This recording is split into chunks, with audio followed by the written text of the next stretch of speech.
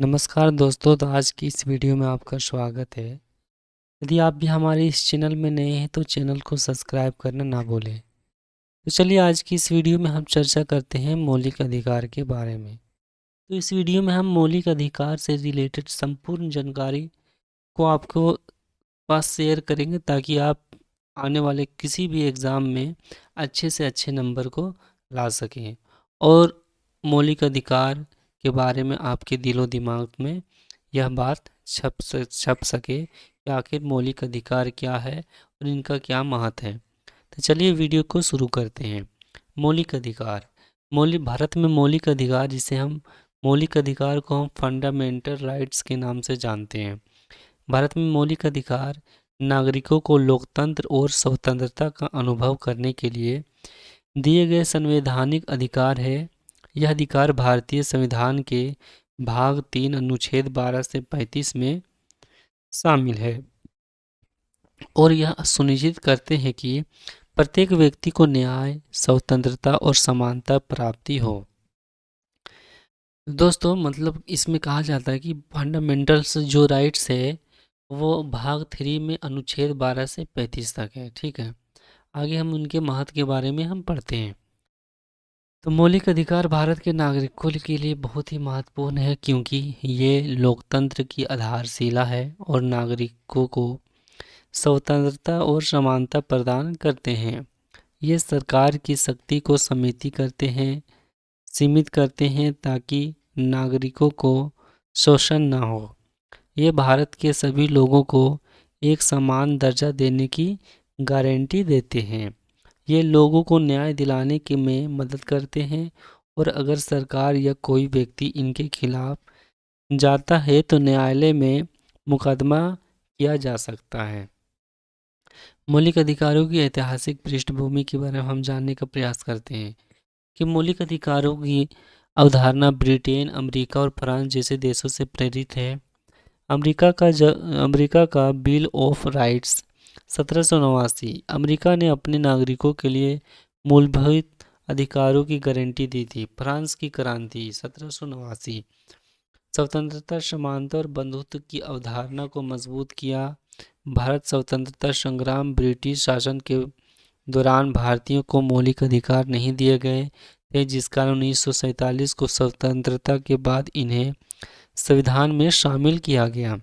संविधान सभा ने 26 नवंबर 1949 को भारतीय संविधान को अपनाया और 26 जनवरी 1950 को इसे लागू किया गया, जिसमें नागरिकों को मौलिक अधिकार प्रदान किए गए थे। अब मौलिक अधिकार के प्रकार हम देखेंगे कि आखिर मौलिक अधिकार का क्या क्या प्रकार है। तो मौलिक अधिकार के मुख्य रूप से 6 प्रकार शामिल किया गया। सबसे पहले है समानता का अधिकार, जिसे हम राइट ऑफ इक्वलिटी कहते हैं। यह अनुच्छेद 14 से लेकर 18 के बीच में है। यह अधिकार भारत के सभी नागरिकों को समानता का हक देता है। अनुच्छेद 14 में कहा गया कानून के समक्ष समानता। 15 में है धर्म, जाति, लिंग, जन्म स्थान के आधार पर भेदभाव नहीं किया जाएगा। 16 में है सरकारी नौकरियों में सभी के लिए समान अवसर है और 17वां में है छुआछूत अंत। 18वां अनुच्छेद में है कोई भी व्यक्ति सरकारी पदों के अलावा उपाधि नहीं रख सकता, जैसे राजा या नवाब। मतलब कोई भी अधिकारी यदि उसके सरकारी पद है तभी वह लिख सकता है कि गवर्नमेंट ऑफ इंडिया, यानी जिसका जो सरकारी पद है तभी वो अपना नाम लिखवा सकता है किसी भी गाड़ी में। यदि आप नहीं है तो कोई भी उपाधि नहीं लिखवा सकते हैं। अब स्वतंत्रता का अधिकार यानी राइट टू फ्रीडम, यह अनुच्छेद 19 से 22 के बीच में है। यह अधिकार नागरिकों को जीवन जीने और अपनी इच्छा अनुसार काम करने की स्वतंत्रता देता है। अनुच्छेद 19 कहता है दोस्तों कि अभिव्यक्ति की स्वतंत्रता, कहीं भी जाने, व्यापार करने और संगठित होने का अधिकार है। अनुच्छेद 20 कहता है कि अपराधियों के लिए सुरक्षा का निषेध है। अनुच्छेद 21 कहता है कि जीवन और व्यक्तिगत स्वतंत्रता का अधिकार है। अनुच्छेद 21 ए शिक्षा का अधिकार है, जिसमें 6 साल से लेकर 14 साल के बच्चों को मुफ्त शिक्षा दिया जाएगा। अनुच्छेद 22 कहता है कि गिरफ्तारी और हिरासत से सुरक्षा की जाए। तीसरा पॉइंट आता है शोषण के खिलाफ अधिकार यानी राइट अगेंस्ट एक्सप्लोशन। अनुच्छेद जो है ये 23 से लेके 24 तक है। यह अधिकार किसी भी व्यक्ति का शोषण रोकने के लिए दिया जाता है। अनुच्छेद 23 में जबरन मजदूरी का निषेध है। ठीक है, किसी से जबरन काम करवाना यह अनुच्छेद 23 के खिलाफ है। अनुच्छेद 24 में कहा गया कि 14 साल से कम उम्र के बच्चों को खतरनाक उद्योग में काम करने से रोकना है। अब आता है 4 नंबर यानी धर्म की स्वतंत्रता का अधिकार। यानी इसमें कहा गया कि यह अनुच्छेद 25 से लेकर 28 के बीच में है। भारत एक धर्मनिरपेक्ष देश है, इसलिए यह अधिकार सभी धर्मों को समान महत्व देता है। अनुच्छेद 25 में कहा गया कि धर्म को मानना या प्रचार करने में अभ्यास करने की स्वतंत्रता, यानी धर्म की प्रचार कर सकते हैं, किसी भी धर्म को आप मान सकते हैं, इसमें कोई कोई कुछ नहीं बोलेगा। अनुच्छेद 26 कहता है कि धार्मिक संस्थानों को संचालित करने की स्वतंत्रता। अनुच्छेद 27 कहता है कि धर्म के आधार पर टैक्स नहीं लगाया जाएगा। अनुच्छेद 28 कहता है कि धार्मिक शिक्षा से संबंधित नियम। ठीक है, अगला पॉइंट आता है सांस्कृतिक और शिक्षा संबंधी अधिकार।